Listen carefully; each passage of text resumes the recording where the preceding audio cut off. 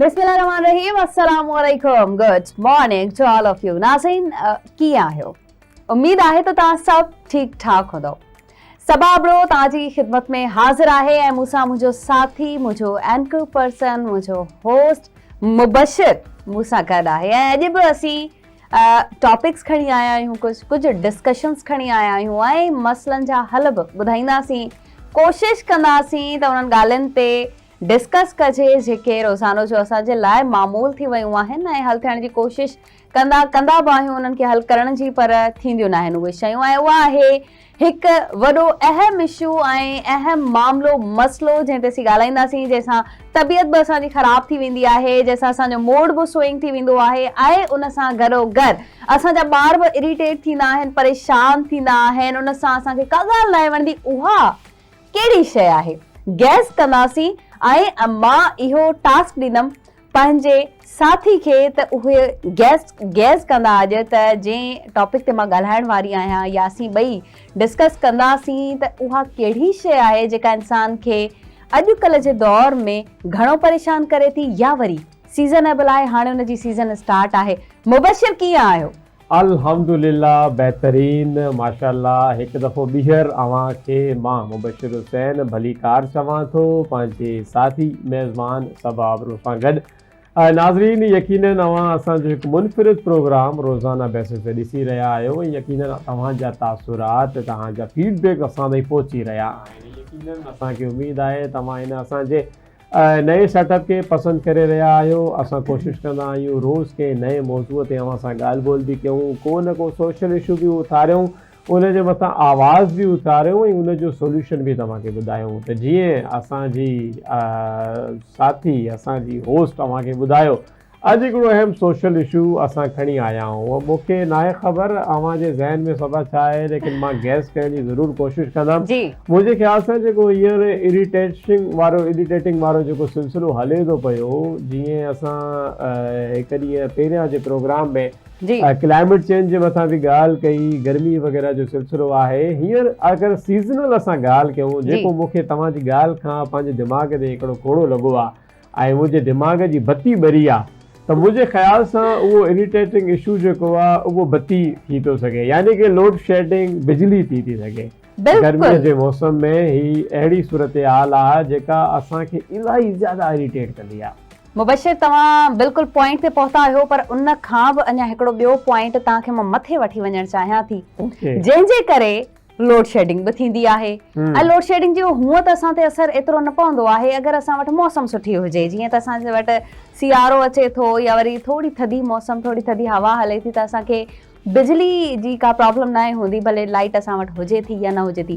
हिकिड़ो ॿियो अहम इशू जंहिंसां माण्हू बेहोश थींदे नज़र ईंदा आहिनि, जंहिंसां माण्हू पेपर न करे सघंदा आहिनि, जंहिंसां माण्हू केॾांहुं वञण जी कोशिशि कंदा आहिनि पर वञी न आहिनि सघंदा, ट्रैवलिंग घटि थी वेंदी आहे ऐं मूड वधीक ख़राबु रहंदो आहे। उहा शइ ॿुधायो मुबशिर, त कहिड़ी आहे?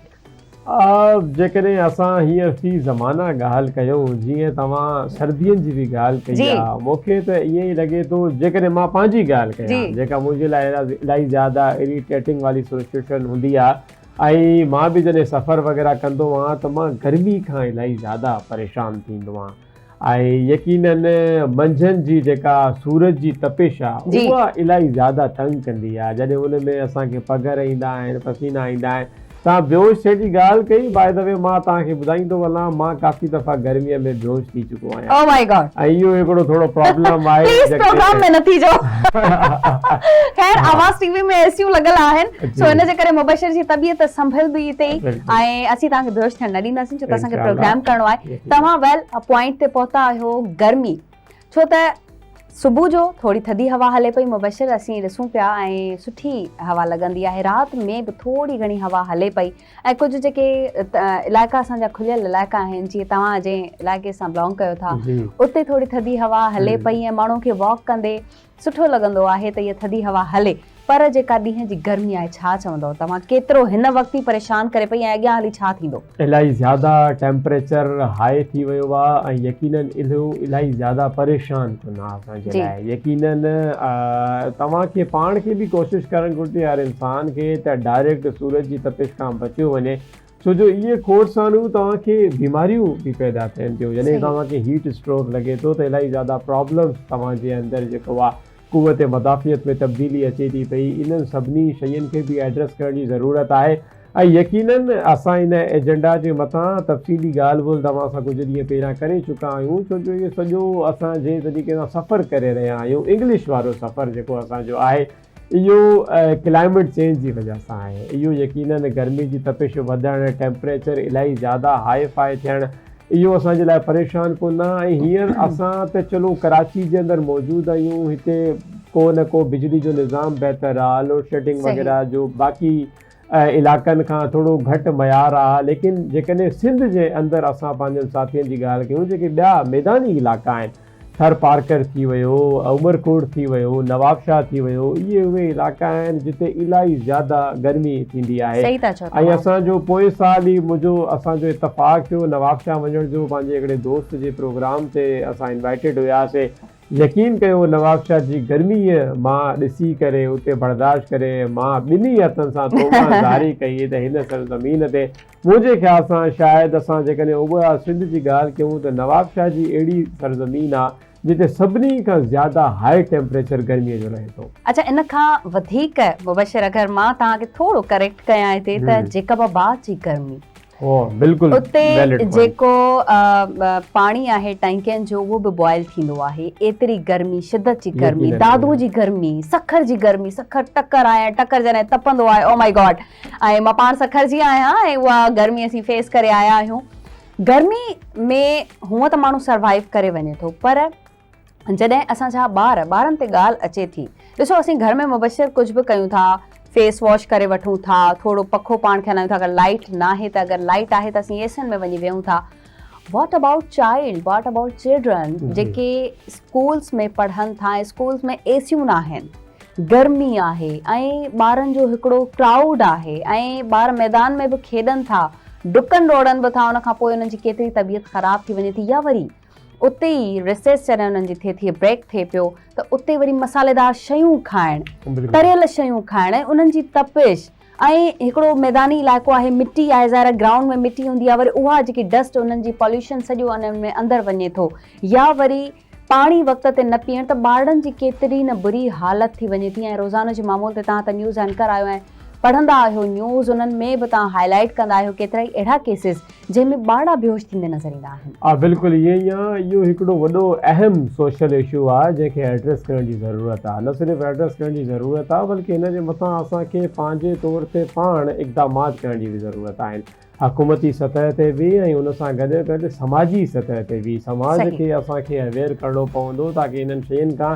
एटलीस्ट पंहिंजे ॿारनि खे बचायो वञे। यकीनन उहे नंढा ॿार जेके असांजे मुल्क जो, असांजे सिंध जो मुस्तक़बिल आहिनि, उन्हनि खे इन्हनि शयुनि जे लाइ हींअर खां ई जेकॾहिं असां अवेयरनेस ॾींदासीं त इनशाला अचण वारे वक़्त में हो पंहिंजे मुआशिरे जे लाइ, पंहिंजे समाज जे लाइ कुझु बहितर करण जी जाखोड़ कंदा। इहो हिकिड़ो अहम पॉइंट आहे।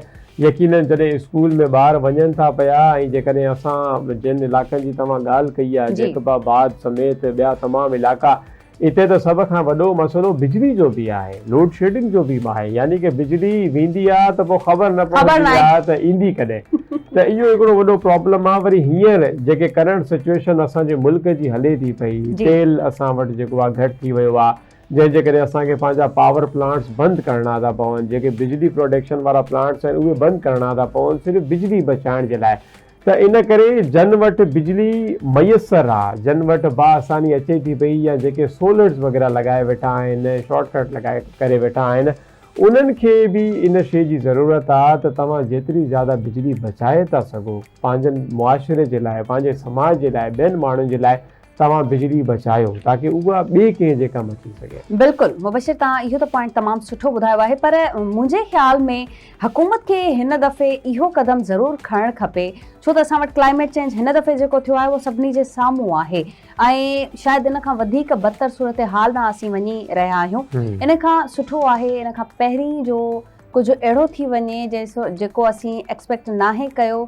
सो असांजे जेके स्कूल्स आहिनि, ख़ासि करे तालीमी इदारा या वरी हॉस्पिटल्स, उन्हनि खे सोलर सिस्टम ते आंदो वञे, विंड पावर ते आंदो वञे, विंड सोलर ते आंदो वञे त इहो बहितर थींदो। पोइ असांखे बिजली जी घुर्ज न आहे। हा बिल्कुलु ईअं ई आहे। असां हुकूमती सतह ते इलाही ज़्यादा मनसूबा असांजी नज़र मां गुज़रिया बि आहिनि, असीं ॾिसूं बि पिया। हुकूमत कोशिशि करे पई पाकिस्तान जे जेतिरा बि सरकारी इदारा आहिनि, इंस्टीट्यूशन्स आहिनि, उन्हनि खे ग्रीन एनर्जी जी तरफ़ कन्वर्ट करे रहियो आहे। ऐं यकीनन इहा इन शइ जी निशानदी आहे त अचण वारे वक़्त में मुमकिन आहे इहे शयूं घटि खां घटि थींदियूं रहंदियूं, लेकिन ज़रूरत आहे इहो इनिशिएट हर इंसान खे पाण करण जे लाइ। ख़ासि करे जेका ॻाल्हि सभा करे रहिया आहियो ॿारनि जी परवरिश जी, उन्हनि जी केयर जी, त मतिलबु इनिशियल लेवल ते फिल फोर स्कूलनि खे इन शइ में कन्वर्ट करे थो सघिजे। यानी असांजे अंदरि त तव्हांखे ख़बर आहे पाकिस्तान में, सिंध में इलाही सारा इलाइक़ा अहिड़ा बि आहिनि जंहिंजे स्कूलनि जी सूरत हाल इलाही ज़्यादा बदतर आहे। ॿार पट ते वेठा हूंदा आहिनि। बाज़ात कॾहिं असां जॾहिं आवाज़ टीवी पारां जॾहिं न्यूज़ जारी कंदा आहियूं, इहो हिकिड़ो सुठो इनिशिएट नज़र ईंदो आहे त आवाज़ टीवी जी न्यूज़ ब्रेक थियण खां पोइ इदारा हरकत में ईंदा आहिनि ऐं उहा कार्रवाई करे फिल फोर उन जे मथां एक्शन खणंदा आहिनि। इन जो मतिलबु हुकूमत ॾिसी त रही आहे ऐं उन्हनि खे इहो बि ख़बर आहे त असांखे कहिड़ो रोल किथे कीअं अदा करिणो आहे। मीडिया जो कमु छा आहे? मीडिया जो कमु बि इहो आहे त असां मुआशिरे जे अंदरि थींदड़ मसइलनि जो ज़िक्र करे अवां ताईं पहुचायूं, ऐं जॾहिं असां तव्हां ताईं मसइलो पहुचाईंदा आहियूं त यकीनन जेके कमु करण वारा महकमा आहिनि, जेके इदारा आहिनि, उहे फिल फोर एक्शन खणंदा आहिनि त इहो यकीनन कमु थी थो सघे। हूअं विच में कुझु अहिड़ियूं सरगोशियूं बि असां ॿुधियूंसीं त स्कूल गर्मियुनि में जेको आहे शाम जी शिफ्ट में कया वञनि। इन हवाले सां तव्हांजी छा राय आहे जेकॾहिं अहिड़ो कोई इनिशिएट वरितो थो वञे? थी सघे थो ऐं बहितर बि आहे, पर इहो आहे त हिकिड़ी जेकी रूटीन आहे उहा डिस्टर्ब थी वेंदी। पेरेंट्स खां वठी करे पूरे ॿारनि ताईं सभु कुझु, ऐं टीचर्स जेके बि माण्हू आहिनि रिलेटेड इन्हनि सभिनी सां, ऐं रोड रस्ता, ज़ाहिर आहे ओवरऑल पूरी सोसाइटी इंक्लूड आहे इन में, त इन हवाले सां थोरो घणो त डिस्टर्ब थींदो माहौल। इन खां पोइ असांखे वरी बि उहा ई सिचुएशन, यानी कि असांखे लाइट जी त ज़रूरत आहे ई आहे, छो त शाम जे टाइम ॿार कीअं पढ़ी सघंदो। ऐं इन खां पोइ जेके वणनि में पखी रहनि था उहे बि डिस्टर्ब थींदा। ज़ाहिर लाइटिंग हूंदी त हू किथां पंहिंजी निंड या वरी उन्हनि जो जेको बि माहौल आहे उहो उन्हनि जे माहौल जो बि ख़्यालु करिणो आहे असांखे मुबशिर। ख़ैर ॻाल्हियूं त खोड़ सारियूं आहिनि, पर मुबशिर खां मां ज़रूरु पुछणु चाहींदमि त बेहोशी जी जॾहिं ॻाल्हि थी त सभ खां पहिरीं तव्हां जॾहिं बेहोश थिया हुआ त कहिड़ी उमिरि में ऐं किथे थिया हुआ? इहो इलाही दिलचस्प वाक़ियो आहे मुंहिंजे ख़्याल सां। हा, डिस्कस इहो करण बि घुरिजे। जॾहिं असां पंहिंजी स्कूल लाइफ में हुयासीं 8th 9th क्लास में, त ओॾी महिल असांजा छा हींअर मौसम बि आहे बोर्ड जा एग्ज़ाम हलनि पिया। तव्हांखे ख़बर आहे 9th ऐं मैट्रिक जे ॿारनि जे लाइ बोर्ड जो एग्ज़ाम हिकिड़ो वॾो हेक्टिक मामिलो हूंदो आहे। त असांखे थोरो इहो प्रॉब्लम हो, जॾहिं असां पेपर ॾियणु वियासीं त उते बिजली हली वई। बिजली हली वई, पघर निकिता, पसीना निकिता, बोर्ड जी परेशानी पहिरियां ई पेपर जी, जेको असां यादि करे आयासीं उहो पेपर ई न आयो। त इन परेशानीअ में, इन सोच में मां उन बोर्ड जे सेंटर जे अंदरि बेहोश थी वियुमि। जेको असांजे मथां टीचर, उहो सुपरवाइज़र बीठो हुयो, उनजा पंहिंजा हथ पेर फुली विया। आहे ॿार रूबरू असांजी ॻीची में जेको आहे लॻे थो पियो। ख़ैर उन खां पोइ जेकी उन जूं एहतियाती तदाबीर हूंदियूं आहिनि, पाणी वग़ैरह थधो, ऐं मूंखे रेस्ट करायो वियो। इहो मूंखे बेनिफिट मिलियो उन दौरान त मां पोइ प्रिंसिपल जे ऑफिस में वेही करे स्पेशल पखे जे हेठियां वेही करे पेपर ॾिनो। वाह वाह। त ख़ैर बेनिफिट इहो असांखे मिलियो, लेकिन छो जो तव्हांखे उन दौरान ड्रिप लॻी या न लॻी? बसि मां मूंखे इहो पुछणो आहे। गुज़िरियल ॾींहुं असांजो हिकिड़ो कैमरामैन आहे, उनखे बि ड्रिप लॻी। मां चयोमांसि मास खे, मां चयुमि त आई सजेस्ट कयो मां उनखे त मास खे हिकिड़ी ड्रिप न बल्कि 3 ड्रिप्स लॻनि खपनि, हिकिड़ी हिते त लॻल हुई ऐं हिकिड़ी पी वञे, जेके असां क्लिप्स बि ॾिसंदा आहियूं। अहिड़ी ड्रिप जी ज़रूरत आहे। ख़ैर असांजो बचाव थी वियो अल्हम्दुलिल्लाह। उन खां पोइ असां पंहिंजी सिहत जे मथां ध्यानु ॾिनोसीं। जी जी जी बिल्कुलु। सिलसिलो असांजो जारी रहंदो। सभा इहा गुफ़्तगू असां सां जारी रहंदी। अॼु असां वटि इलाही ज़्यादा इंपॉर्टेंट टॉपिक्स आहिनि नाज़रीन, यकीनन तव्हां उन्हनि खे ॿुधंदा, ॾिसंदा, उन्हनि जो सॉल्यूशन्स बि, ऐं असां वटि अहिड़ा गेस्ट बि आहिनि जेके तव्हांजे मसइलनि खे ॿुधी करे उन्हनि खे एड्रेस कंदा। लेकिन हिते वठंदासीं हिकु शॉर्ट कमर्शियल ब्रेक खां पोइ हिकु दफ़ो ॿीहर हाज़िर थियूं था।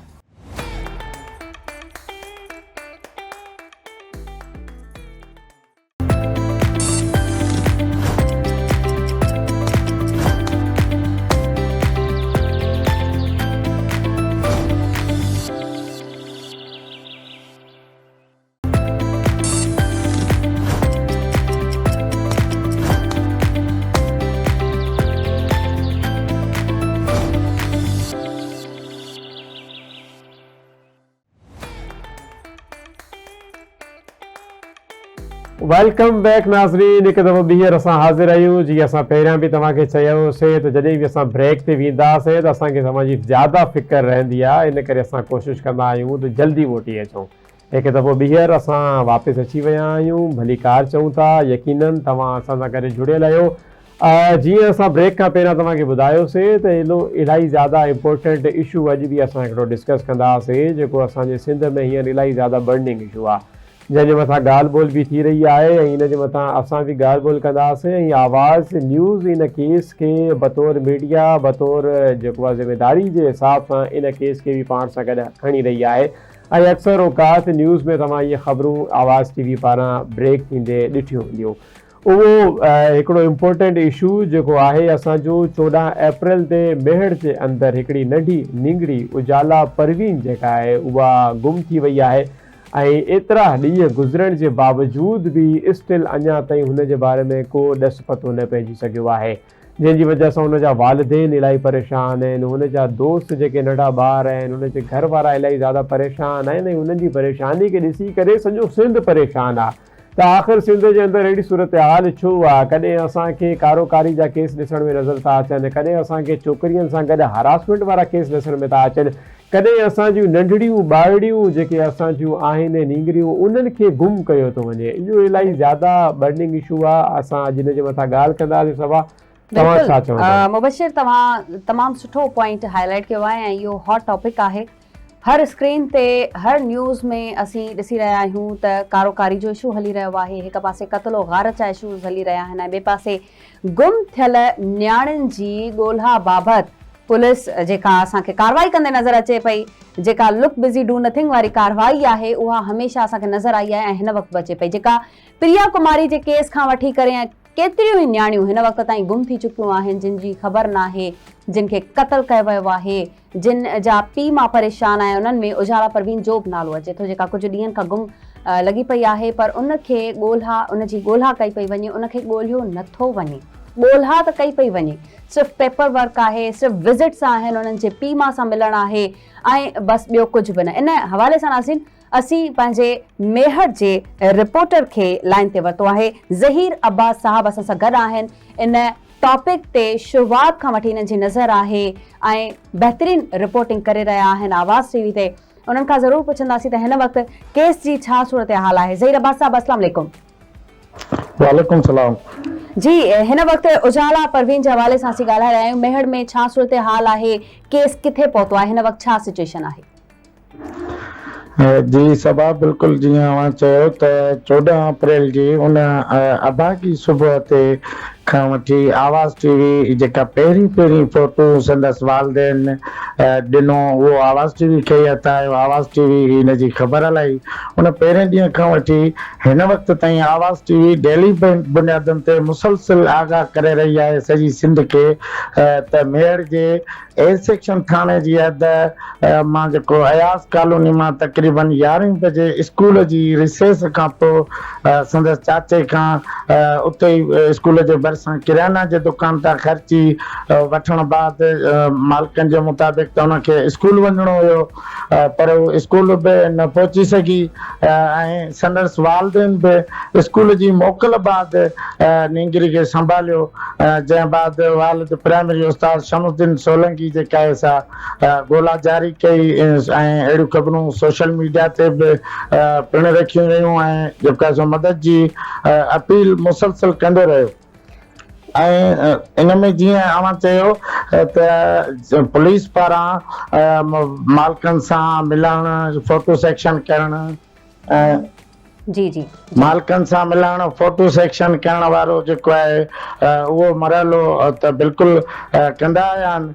पर हिन वक़्त ताईं हिन वाक़े खे 8 ॾींहं गुज़रण बाद SSP दादू सदाम ख़ास के लिए आहे, उहो कल्ह वारसनि सां मिलणु आयो, पर जिथे हुनखे मिलणो हुयो वारसनि खे घर ॾे मिलणो हुयो त उहो उन्हनि जे वारसनि जे घर वञण बदिरां वारसनि खे थाणे ते घुरायो।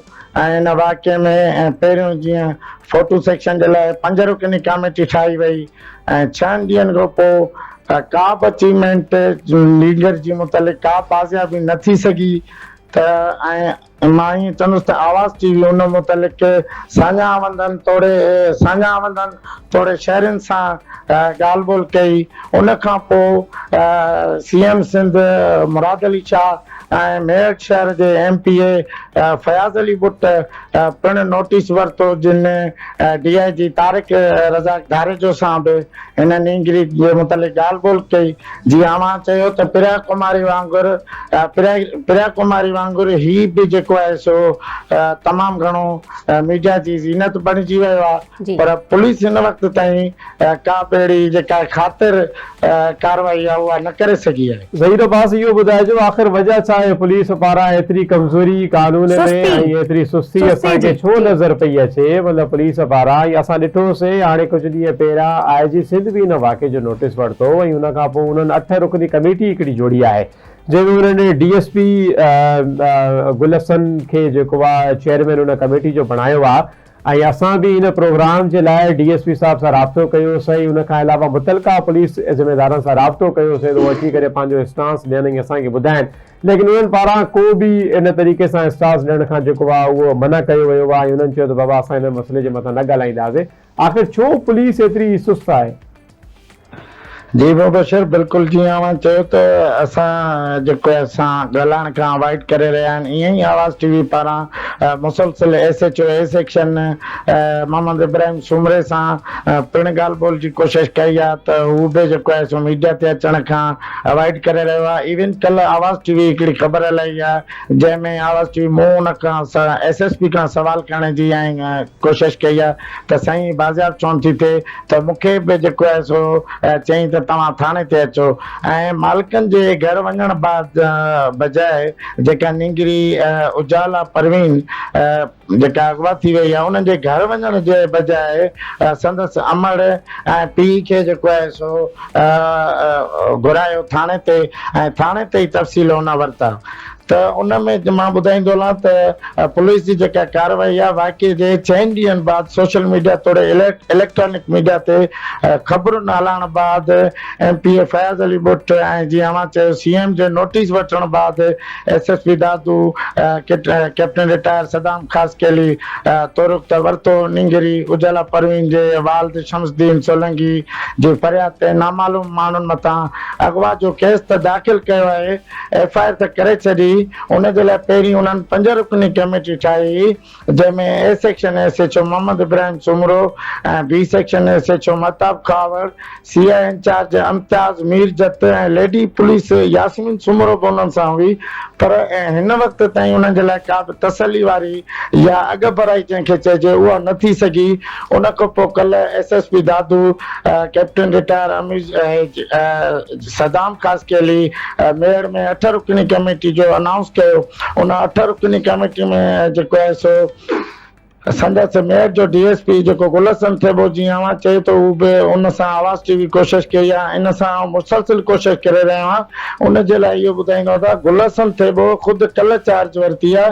अहिड़े नमूने सां SSP दादू अॻिए महीने में चार्ज वरिती आहे। ईअं ई SHO A section Mohammad Ibrahim जो ॾींहुं आयो आहे, उनजे ॿिए ॾींहं ते ई वाक़ियो थियो आहे, मतिलबु हीउ बि नओं आयो आहे, हीउ महीनो बि कोन्हे घुरियो। बिल्कुलु सिचुएशन आहे सभा ॾिसो, यानी जिनकी नंढड़ी गुम थी वई आहे उन्हनि खे बाक़ाइदा थाणे घुराए करे दाद रसी कई थी वञे। हालांकि ॾिसो असां पंहिंजे पुलिस इंतज़ामिया जे मथां ट्रस्ट कंदा आहियूं, हिकिड़ो असांजो उन्हनि सां गॾु ट्रस्ट जो रिश्तो आहे, असांजो कानून जे मथां हिकिड़ो ट्रस्ट जो रिश्तो आहे। पर फ़िलहाल मां इहो ज़रूरु चवंदमि मुबशिर त ट्रस्ट बहाल करणु हिकिड़ो वॾो चैलेंज हूंदो आहे जेको पुलिस जी ज़िम्मेवारी ठहे थी। ज़हीर अब्बास साहब, जीअं तव्हां चयो त DSP गुलसन थेबो साहब खे गुज़िरियल ॾींहुं ई चार्ज मिली आहे ऐं मोहम्मद इब्राहिम सुमरो जेके A सेक्शन मेहर आहिनि त उन्हनि खे महीनो थियो आहे, महीनो थिए या हिकु ॾींहुं थिए, ज़िम्मेवारी पुलिस जी आहे।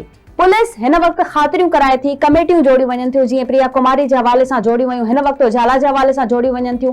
पुलिस ख़ातिरी कराए कहिड़ी थी, आख़िर कॾहिं बाज़ियाब कराए वेंदो यानी कि? जी बिल्कुल सबा जीअं अवां चए तो पुलिस सिर्फ़ कमेटियूं ऐं फोटो सेक्शन मीडिया ट्रायल त माण्हुनि खे अचे थो जी पर ख़ुदि हितां जा मेहर जा साञावंद माण्हू हिन गिणती में जुड़ियल आहिनि। कल्ह आवाज़ टीवी साञावंदनि में मेयर जे तमामु वॾनि वकीलनि कानूनी माहिरनि सां ॻाल्हि ॿोल कई आहे।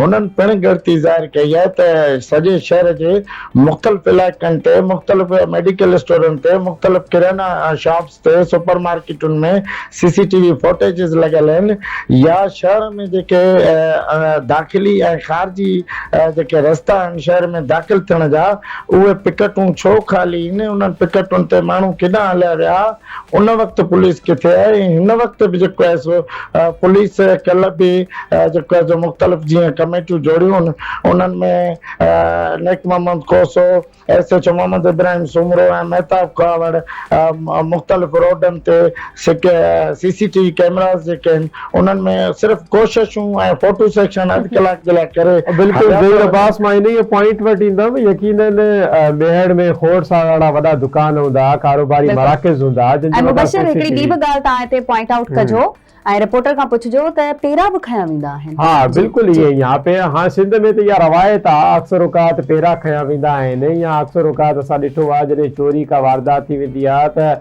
कुतनि खे इहो टास्क ॾिनो वेंदो आहे करे काशे त पुलिस इन हवाले सां को CCTV कैमरा जी फुटेजिस वग़ैरह ॾिसण जे लाइ जेकॾहिं मतिलबु ॻाल्हि उहो ई आहे मसइलो हल करण जे लाइ पुलिस इंतज़ामिया अचे त शायदि इहो 24 कलाकनि जो टोटल मसइलो आहे ऐं इहे सभु CCTV कैमरास वग़ैरह ॾिसी करे पेरा खणी करे हर शयूं जेको आइडेंटिफाई करे थियूं सघजनि, लेकिन पता अलाए छो रीज़न असांखे सम्झ खां ॿाहिरि आहे। तव्हां ज़हीर अब्बास साहब ॿुधायो CCTV कैमरास जे हवाले सां कोई इक़दामात कया विया आहिनि मक़ामी सतह ते?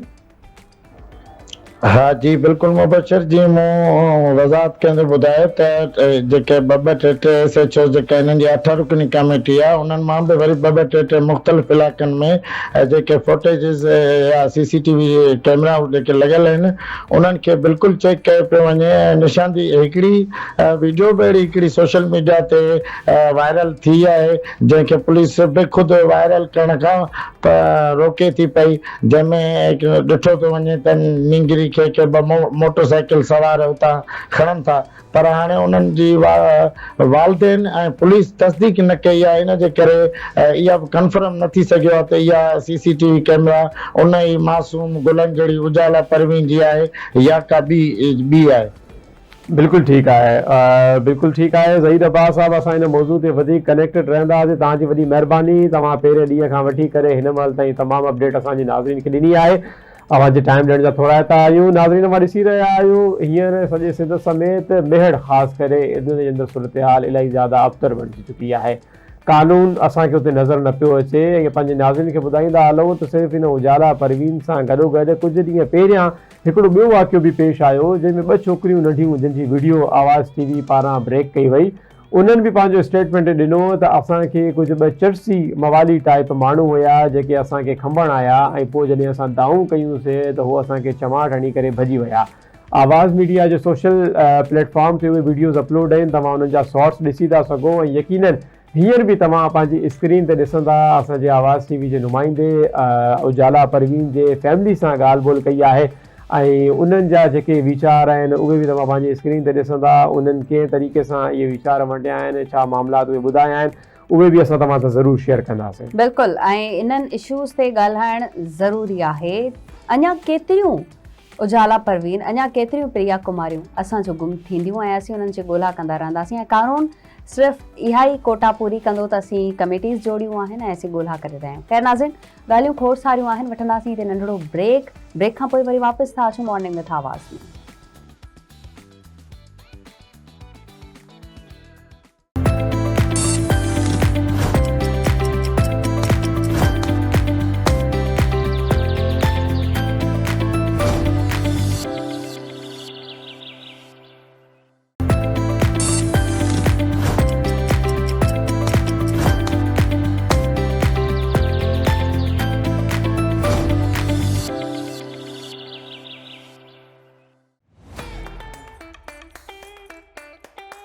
Welcome back in morning with आवाज़। ही प्रोग्राम ॾिसी रहिया आहियो तव्हां लाइव आवाज़ TV ते। हॉट टॉपिक, हॉट इशू जिन ते असीं ॻाल्हाए रहिया आहियूं। न्याणीअ जो गुम थियणु, हिकिड़ी अनोखी ॻाल्हि न आहे ऐं पहिरियां बि असांजी सिंध मां केतिरा ई अहिड़ा केसिस हाईलाइट थिया आहिनि जंहिंमां हिन वक़्त ताईं कहिड़ो केस आहे जेको हल थी चुको आहे। मुबशर उन ते बि ॻाल्हाइण जी ज़रूरत आहे त असां वटि को केस हल थींदे नज़र न पियो अचे। जीअं उजाला जो केस आहे, हिन वक़्तु असीं उन ते बि ॻाल्हाए रहिया आहियूं। उजाला परवीन खे गुम थिए केतिरा ई ॾींहं थी विया आहिनि, न्याणी अलाए कहिड़े हाल में हूंदी, उनजे पीउ माउ जो हिन वक़्तु छा मौक़िफ़ आहे, इन ते बि ॻाल्हाइण जी ज़रूरत आहे। बिल्कुलु ईअं ई आहे नाज़रीन, अॼु असां उजाला परवीन जे केस खे सिर्फ़ु इन करे डिस्कस करे रहिया आहियूं त हिन महिल सिंध हिकु मज़ीद प्रिया कुमारी जी मुतमिल नथी थी सघे।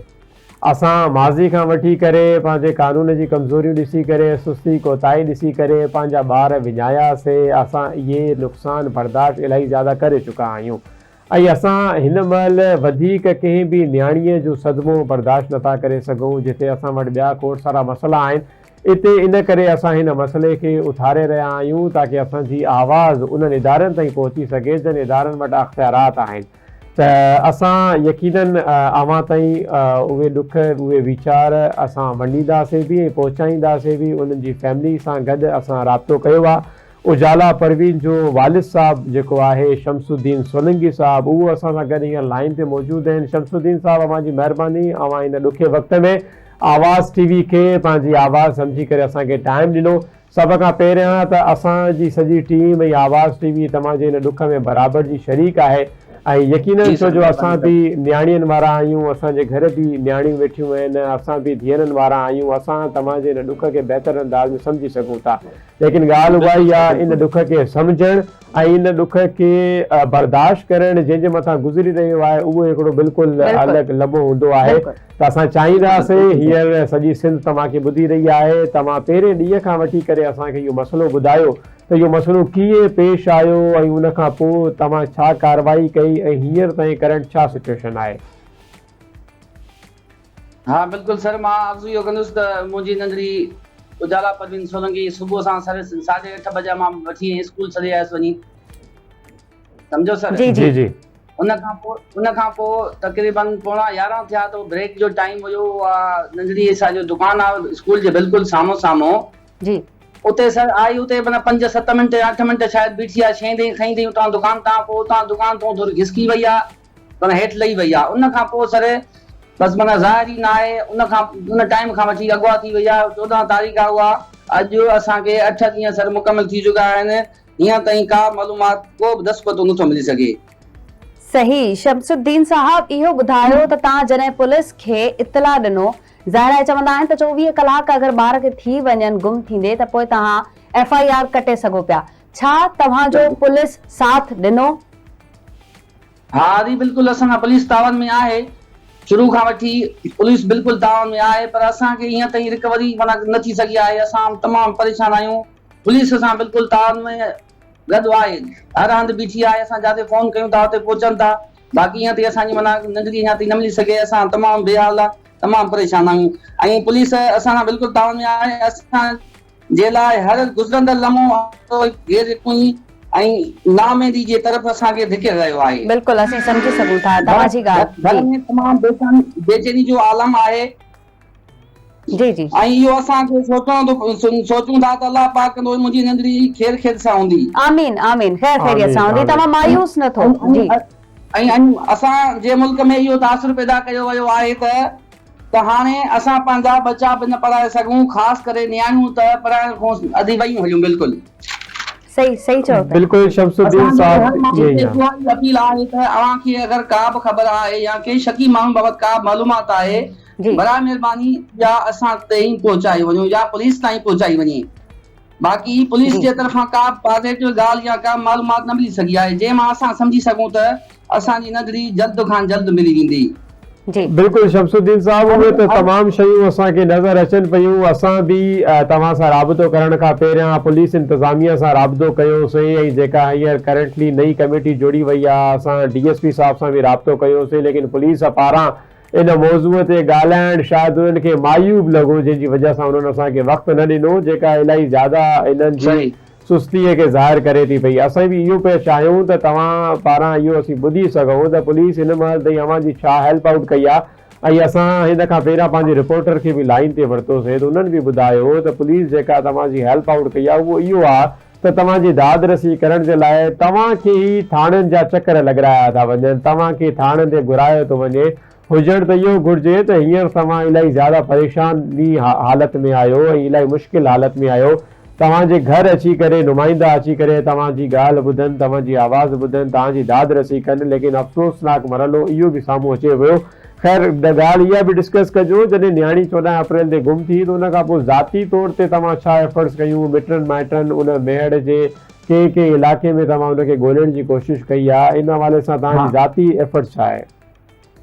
हाँ सर, अर्ज़ु त पहिरियों जीअं असांखे मालूमात मिली, असांखे माना 20-25 मिंटनि में ख़बर पई त बाबा नंढड़ी गायब आहे। असां जेके मिट माइट पंहिंजा आस पास जेको पारो सॼो शहर तलाश कयोसीं, उते शहर में ऐलान करायासीं ऐं असांजो आॾो शहर आहे बेटो जतोई आहे, उते जेके आस पास जेके ॻोठ आहिनि उहे असां सभिनि उते ऐलान करायोसीं ऐं उते बिल्कुलु असांजा दोस्त मोटरसाइकिल ते निकिरी विया, रक्षनि ते निकिरी विया, असां उते तलाश कईसीं, पर असांखे का मालूमात उतां न मिली सघी। सही। शमसुद्दीन साहब इहो ॿुधाइजो त छा तव्हांजी कंहिंसां का दुश्मनी आहे, छा तव्हांखे कंहिं ते को शक आहे जेको तव्हां पुलिस खे बि ॿुधायो हुजे? न दी, बिल्कुलु असांजो कंहिं ते बि कंहिंसां बि का बि दुश्मनी न आहे, का बि तरह जी असां सां दुश्मनी न आहे, बिल्कुलु। सही। ऐं जीअं जेकी कमेटी जोड़ी वई आहे हिन वक़्तु पुलिस पारां, इन ते तव्हांखे केतिरो एतबार आहे, छा सम्झो पिया? हा, उन ते बिल्कुलु असांजो फुल यकीन आहे, इंशाअल्लाह ताला रिकवरी थी वेंदी। असांजो ख़ासि करे हाणे हिन टीम में असांजो नेकमंद खोसो साहिबु SHO आयो आहे, असां उन मां उमेद करे सघूं था त असांखे जल्द खां जल्द नंढड़ी पंहिंजी बाज़ाब थी मिलंदी, असांजी उमेद इहा ई आहे। बिल्कुलु असां यकीन दुआगो आहियूं शमसुद्दीन साहब इन हवाले सां, बल्कि सॼी सिंध ई दुआ करे रही आहे। दुआ खां हिकु स्टेप वधीक जेको असां तव्हांजे लाइ कयूं पिया, उहा तव्हांजी आवाज़ असां पंहिंजी सिंध सॼे मुल्क में पहुचायूं था पिया। यकीन नाज़रीन, तव्हां पंहिंजी स्क्रीन ते असांजी नंढड़ी उजाला परवीन जी तस्वीर बि ॾिसी रहिया आहियो ऐं उहे फुटेजिस बि ॾिसी रहिया आहियो। जीअं हिन जे वालिद साहब बि अपील कई, जेकॾहिं केर बि पंहिंजे इर्द गिर्द हिन छोकिरीअ खे ॾिसे या को अहिड़ी मालूमात रखे थो त तव्हां इदारनि सां राबितो कयो ऐं इन्हनि इदारनि सां राबितो करे हुन नंढड़ीअ खे ॻोल्हा में हर सॼी सिंध जा माण्हू, सॼे मुल्क जा माण्हू पंहिंजो किरदारु अदा कनि। शमसुद्दीन साहब जी ज़रूर ॿुधायो। पाण हिकु पिराने जो उस्ताद आहियां जी, उस्तादनि जे तमामु तंज़ीम खे अपील थो कयां त मुंहिंजी नंढी उजाला परवीन सोलंकी जे लाइ हर हंधि पुरअमन आवाज़ उथारियो वञे त जीअं असांखे नंढड़ी ॻोल्हण जी मदद मिली सघे ऐं वधीक अलाह पाक में उमेद आहे जल्द खां जल्द असांजी नंढड़ी बाज़ाब थी असांखे मिली वेंदी ऐं पंहिंजी अची अमर सां मिलंदी इंशाअल्लाह। इंशाअल्लाह पुर उम्मीद आहियूं, असीं तव्हां सां गॾु आहियूं। आवाज़ टीवी जो प्लेटफॉर्म तव्हां सां गॾु आहे, असीं सभु तव्हां सां गॾु आहियूं। आवाज़ जी आवाज़ तव्हां ताईं पहुती आहे ऐं हमेशह तव्हां सां गॾु रहंदी। असांजो रिपोर्टर उते तव्हां सां गॾु मौजूद आहे। ख़ातिरी करायूं पियासीं पंहिंजे तरफ़ां त असीं तव्हां सां गॾु आहियूं। अच्छा, न्याणीअ जी अमर जा छा तासुरात आहिनि हिन वक़्तु? न्याणीअ जी अमर जो कहिड़ो हाल आहे? बस अॼु हुनजो न पुछो, उहो बस 24 कलाक रोए थी, न निंड थी करे, न खाइण आहे हुनजो, न पीअण आहे, का माना तमामु हुनजो बेयकीनी बेचीनी आहे, तमामु सर, तमामु बस बेहाली आहे। सही। उनजे सबब जे करे जेके घर में जेके भाती आहिनि उहे तमामु परेशान आहिनि। जेकॾहिं हुनजो रिएक्शन अचे थो रोअण जो त सभु वठी था रोअनि। बिल्कुलु ईअं चए थी त मुंहिंजी नंढड़ी अलाए कहिड़े हाल में हूंदी, अलाए हुन कुझु खाधो हूंदो, अलाए हुन कुझु पीतो हूंदो, अलाए आराम कयो हूंदई, अलाए न कयो हूंदई। तमामु बेयकीनी वारी हालत आहे। केतिरा ॿार आहिनि शमसुद्दीन साहब तव्हांखे ऐं हिन जो उजाला जो कहिड़ो नंबर आहे? सर उजाला जो पहिरियों नंबर आहे, हुन खां पोइ ॿियो वधी मूंखे नंढड़ो आहे हिकिड़ो, बसि जेको साल जो आहे। ठीकु आहे शमसुद्दीन साहब, थोरो इहो ॿुधाइजो, गुज़िश्ता ॾींहं कुझु ॾींहं पहिरियां अव्हांखे SSP दादू मुलाक़ात कई, सदाम खासकेली साहब अव्हां सां वफ़द जी सूरत में मुलाक़ात कई, त उन्हनि पारां अव्हां सां छा ॻाल्हि ॿोल कई वई आहे? उन्हनि अव्हांखे केतिरे हद ताईं ख़ातिरी कराई वई आहे? ऐं ॿियो इहो बि ॿुधाइजो त पूरे मेड़ में कारोबारी मर्कज़नि ते, बस स्टॉप्स ते यकीनन अहिड़ा CCTV फुटेज लॻियल हूंदा त पुलिस उन तरफ़ कार्रवाई छो न पई करे? हाँ बिल्कुलु सर, अर्ज़ु त शुरू खां वठी CCTV जेके आस पास असांजे पाड़े में हुयूं उहे बिल्कुलु चेक कयूं, उन्हनि में का बि क्लियर ॻाल्हि नथी अचे। बाक़ी कल्ह खां वठी हाणे ॿियूं जेके शहर जूं CCTV आहिनि उहे कल्ह खां वठी चेक कयूं, बाक़ी जेके आस पास हुयूं असांजे पाड़े में उहे मुकमल तरह चेक कयूं, उन में सर का बि असांखे माना कोन थो ज़ाहिर थिए। ठीकु आहे जेको SSP साहब आयो हुयो असांजे मुलाक़ात जे लाइ जी उन असांखे बसि इहा यकीन ॾियानी कराई त असां पंहिंजी IT टीम जे तरफ़ां या जेके बि जुड़ी JIT जेका टीम असां जुड़ी वई आहे उन जी तरफ़ां असां पंहिंजी फुल मदद तव्हां सां कयूं था पिया ऐं फुल पंहिंजी कोशिशि कयूं था पिया त जीअं नजरी जल्द खां जल्द बाज़ियात थी वञे। शमसुद्दीन सोलंकी साहब तव्हांजी महिरबानी, तव्हां आवाज़ TV खे टाइम ॾिनो ऐं असीं तव्हां सां हमेशह हर प्लेटफॉर्म ते गॾु आहियूं जेसि ताईं असांजी नंढड़ी उजाला परवीन मिली नथी वञे असीं तव्हांजे लाइ दुआगो बि आहियूं। नाज़रीन, तव्हां हिकिड़े वालिद जी फरियाद ॿुधी ऐं इहा ई फरियाद मां सम्झां थी त हिन वक़्त ताईं प्रिया कुमारी जे माउ ऐं पीउ जी बि आहे मुबशिर साहब। बिल्कुलु ईअं ई आहे ऐं इहो इलाही पुराणो केस यकीनन सॼी सिंध में डिस्कस थींदो रहियो ऐं अॼु ताईं इहा अॻुथी सुलझी न सघी आहे। अॼु ताईं असांखे प्रिया कुमारी जी ख़बर न पई आहे त उहा कहिड़े हाल में आहे ऐं यकीनन जे उमिरि में उहा अगवा कई वई हींअर त उन्हनि जो उमिरि बि वॾी थी वई हूंदी ऐं उनजो कंहिं हाल जो को ज़िक्र करे ई नथो सघिजे। त इन करे जीअं मां पहिरियां बि ॻाल्हि कई त जेके बि इदारा जन ताईं असांजी आवाज़ पहुची रही आहे त सिंध हिन महिल कंहिं बि नई प्रिया कुमारी जी या उजाला परवीन जी मुतहमिल नथी थी सघे। इदारनि खे पंहिंजो कमु करिणो पवंदो, हर इंसान खे पंहिंजो किरदारु अदा करिणो पवंदो ताकी असांजो समाज, ताकी असांजो मुआशिरो सेफ थी सघे, महफ़ूज़ थी सघे।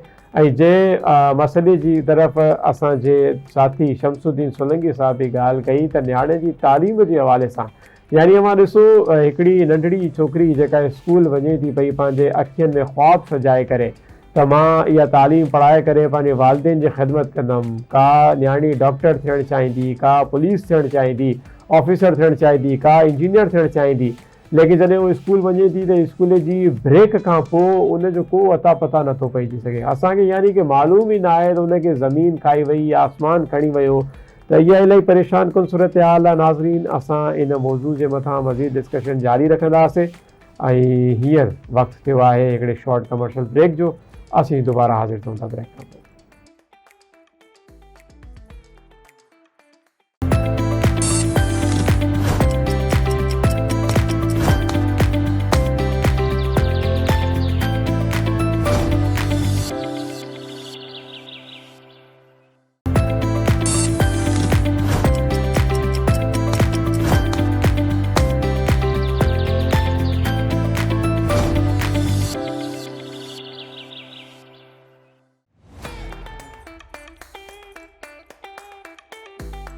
वेलकम बैक नाज़रीन, दिस मॉर्निंग विथ आवाज़। मां मुबशिर हुसैन नहीं मूंसां गॾु मुंहिंजी साथी मेज़बान सबा आबड़ो हिकु दफ़ो ॿीहर अव्हांजी ख़िदमत में हाज़िर आहियूं। यकीनन तव्हां असां सां गॾु स्टिल कनेक्टेड हुयो। असां तव्हां सां इहा ई उमेदु रखूं था। असां हिन ब्रेक खां पहिरियां इलाही बर्निंग इशू जे मथां ॻाल्हायो ऐं यकीनन उन जे मथां जेके बि रिमार्क्स हुया असां तव्हांजे अॻियां रखिया। लेकिन हाणे थोरो असां पंहिंजे पाण खे स्विच कंदासीं, थोरो पंहिंजो मूड बि असां स्विच करण जी कोशिशि कंदासीं। ऐं जीअं त तव्हांखे असांजे प्रोग्राम जो सेटअप ख़बर आहे त असां इन में हर 360 एंगल खां ॻाल्हाइण जी कोशिशि कंदा आहियूं। इन में असां हॉट इशूज़ बि डिस्कस कंदा आहियूं ऐं असां इन में कोशिशि कंदा आहियूं इंटरटेनमेंट जो बि को अहिड़ो पहलू खणी अचूं त जेको अॼु जो फ़ी ज़मानो आहे असांजा जेके माण्हू थोरा नाउमीदी जी तरफ़ वञनि था पिया या मायूसी जी तरफ़ वञनि था पिया, उन्हनि खे का उमेद ॾियूं, उन्हनि खे को एंटरटेनमेंट जी दुनिया ॾेखारे करे उन सां वाबस्ता करण जी कोशिशि कयूं। त अॼु असां हींअर पंहिंजे मौज़ू जे मथां जे हलंदासीं उहो आहे असांजो म्यूज़िक, सिंध जो म्यूज़िक, सिंधी मौसीक़ी, सिंधी राग, जंहिंजे बारे में यकीनन मशहूरु आहे त मौसीक़ी जेका आहे उहा रूह जी ग़िज़ा आहे। यानी जॾहिं तव्हांजी रूह जेको आहे नाउमीदी जी तरफ़ वञे, तव्हां को सुठो कलाम, मोटिवेशनल सॉन्ग या को बि म्यूज़िक ॿुधी करे पंहिंजी रूह जेको आहे उहो ताज़ा करे था सघो। असांजो बि कंहिं हद ताईं कुझु हद ताईं शगफ़ म्यूज़िक सां आहे ई आहे, लेकिन सबा आबड़ो जो इलाही ज़्यादा म्यूज़िक में इंट्रस्ट आहे। त मां चाहींदुमि सबा इन बारे में तव्हां ऑडियंस सां कुझु ॻाल्हि ॿोल कयो त म्यूज़िक जे हवाले सां तव्हांजा छा रिमार्क आहिनि। बिल्कुलु मुबशिर, तव्हां सही पॉइंट आउट कयो आहे। मूंखे पॉइंट आउट तव्हां बिल्कुलु सही कयो आहे, छो त हर कोई चवंदो आहे त जेका नई मूवी आई आहे उहा कंहिंखे ख़बर न हूंदी, सबा खे ख़बर हूंदी। जेको नओं गानो आयो आहे उहो कंहिंखे ख़बर न हूंदो, सबा खे ख़बर आहे। छो त ईअं आहे, छो त मां म्यूज़िक सां इलाही कनेक्ट आहियां ऐं मां म्यूज़िक ॿुधंदी रहंदी आहियां। जीअं तव्हां चयो, म्यूज़िक रूह जी ग़िज़ा आहे ऐं जॾहिं रूह तंग थिए इंसान जो ऐं पंहिंजे पाण खां इंसान जॾहिं बेज़ार थींदो आहे, पंहिंजे पाण खां ई का ॻाल्हि न वणे, त मां हिकिड़ो तव्हांखे सजेशन ज़रूरु ॾींदमि, हिकिड़ो तव्हांखे अहिड़ो फॉर्मूलो ॿुधायां थी जंहिंसां तव्हां तरोताज़ा थी वेंदा। उहो फार्मूलो इहो आहे त तव्हां हलिया वञो, थोरो ट्रैवल कयो, ट्रैवल करे हाला वञो, शाह अब्दुल लतीफ़ भिटाई जी नगरी में वञो ऐं उते वेही करे जॾहिं तव्हां उहो कलाम, उहा वाई ॿुधंदा, उहा काफ़ी ॿुधंदा, उहो बेत ॿुधंदा, तव्हांजो रूह ताज़ो थी वेंदो। ऐं अगरि तव्हांखे थोरो अञा वधीक पाण खे ताज़ो करणो आहे त सचल सरमस्त जी दरगाह ते हलिया वञो। जंहिं दिलि पीता इश्क दा जाम ॿुधी अचो त तव्हांजो रूह तरोताज़ा थी वेंदो। पर ॿुधण जो तरीक़ो आहे, हिकु असीं सिर्फ़ वेट कंदा आहियूं त असीं ॿुधूं त ही छा ॻाए रहिया आहिनि, ॿुधाए रहिया आहिनि, पर उन कलाम खे सम्झणु ज़रूरी आहे, तॾहिं तव्हांजे दिलि ताईं आवाज़ पहुचंदी ऐं तव्हां जो रूह जेको आहे उहो तरोताज़ा ऐं तव्हां तरोताज़ा थी वेंदा। म्यूज़िक सां कनेक्ट रहणु तमामु ज़रूरी आहे। जॾहिं बि दिलि उदास थींदो आहे, तव्हां ॾिसंदा आहियो हर कंहिंखे हैंड फ्री लॻल हूंदी आहे, कोई नातूं ॿुधंदो आहे पाण खे इंसान सेटिस्फाई करण जे लाइ, कोई नोहा ॿुधंदो आहे, कोई मनकबत ॿुधे थो, कोई वरी म्यूज़िक खे ॿुधे थो, कोई बेत ॿुधे थो, वायूं ॿुधे थो। ईअं ई असांजे जेको सिंध जो कल्चर आहे, सिंध जो म्यूज़िक आहे, उहो तमामु रिच आहे। बिल्कुलु ईअं ई आहे, छो जो तव्हां शाह अब्दुल लतीफ़ भिटाई जी ॻाल्हि कई, असां सचल सरमस्त जी ॻाल्हि कई, असां जॾहिं हाला वञूं, बिटशा वञूं त यकीनन असांजे कननि में जेका सुर साज़ पवंदा आहिनि उहे साईं भिटाई सरकार जी वाई जा हूंदा आहिनि। मुंहिंजो दिलि चए थो जॾहिं असां ऑडियंस जी दिलि जा तार छेड़ी छॾिया आहिनि त छो न थोरो शाह अब्दुल लतीफ़ भिटाई साहिब जी वाई ॿुधी वञे। नाज़रीन यकीनन तव्हां पंहिंजी स्क्रीन ते हींअर शाह अब्दुल लतीफ़ भिटाई जी वाई ॿुधो, उन खां पोइ असां दुबारा हाज़िर थियूं था।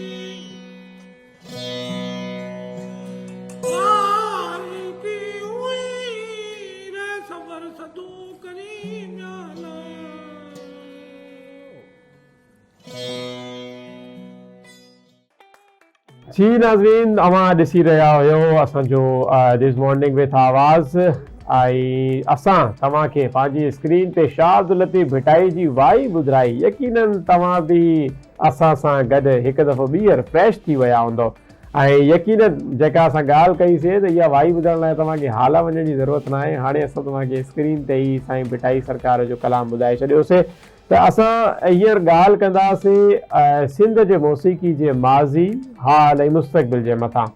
यकीनन सिंधी म्यूज़िक जेका आहे उहो इलाही ज़्यादा रिच रही आहे, लेकिन हींअर असां ॾिसूं पिया त असांजी इहा इंडस्ट्री जेको आहे वक़्तन फ़वक़्तन किथे तरक़ीअ जे मनाज़िल में बि नज़र थी अचे, जेके तरक़ीअ जा मनाज़िल तय करे थी, लेकिन कंहिं न कंहिं पासे असांखे उहो ज़वाल ॾे वेंदड़ बि नज़र थी अचे। इन जा खोड़ सारा पहलू थी था सघनि। असां इन्हनि पहलुअनि जे मथां डिस्कस करण जे लाइ कुझु फ़नकारनि खे बि लाइनअप कंदासीं, उन्हनि सां बि असां हाल अहिवाल वीचार कंदासीं, उन्हनि सां बि असां उन्हनि जी राय मालूम कंदासीं त उन जी तरक़ीअ जो जेको माज़ी में तरक़ीअ जो राज़ उहो छा हो ऐं हालिया दौर में जेकॾहिं उहा म्यूज़िक इंडस्ट्री ज़वाल ॾे वञी रही आहे त उनखे कीअं बचाए सघिजे थो।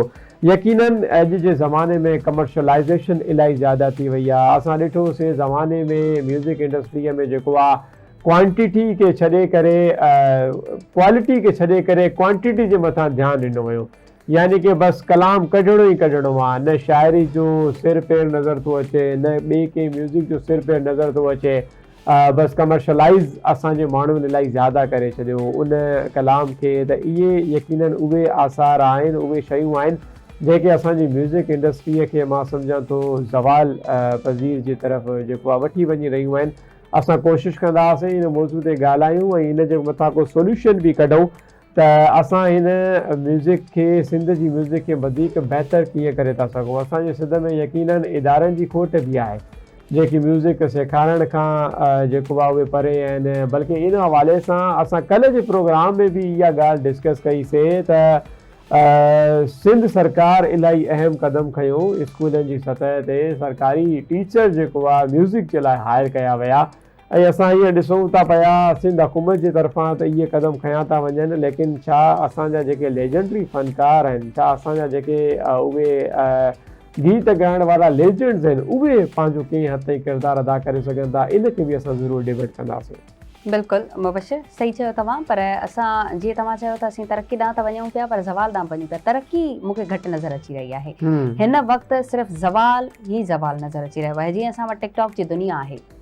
जेको बि नओं सिंगर थियणु चाहे थो उन लाइ ईज़ी वे ठाहिया विया आहिनि यानी कि पहिरियां तव्हां पंहिंजी आवाज़ में कोई गानो रिकॉर्ड करायो उन खां पोइ उनखे मिक्सर कयो मिक्सर में विझो उहो मूंखे ख़बर न आहे कीअं थिए पियो प्रोसेस उन प्रोसेस मां गुज़री करे ऐं हिकिड़ी तव्हांखे स्क्रीन हिकिड़ो तव्हांखे प्लेटफॉर्म मिलियल आहे टिकटॉक जंहिं ते अचो ऐं तव्हां पंहिंजो वीडियो वायरल कयो हा मेन ॻाल्हि हिन में इहा आहे त ॿिए ते तनक़ीद करणु पहिरियां जी शाइरी पहिरियां जा गाना जीअं असांजा लेजेंडरी सिंगर्स आहिनि मंज़ूर सखीराणी साहब जन शमन मीराली मैडम आबदा परवीन सनम मारवी साहिबा ऐं इन खां अलावा खोड़ सारा नाला आहिनि जीअं असांजो लेजेंडरी मरहूम सरमत सिंधी साहब जन आहिनि जिन जा गाना अॼु ॾींहं ताईं असीं ॿुधूं था त एवरग्रीन आहिनि ऐं कननि खे उहे अहिड़ो रस बख़्शनि था जंहिंखे असीं चऊं था त असीं ॿुधंदा ई रहूं दीपा सहर साहिबा आहिनि इन्हनि जा आवाज़ शैला गुल साहिबा आहिनि या वरी असांजी शनीला अली साहिबा आहिनि इन्हनि जा आवाज़ लेजेंडरी सिंगर्स जा असां वटि हिन वक़्तु बि आहिनि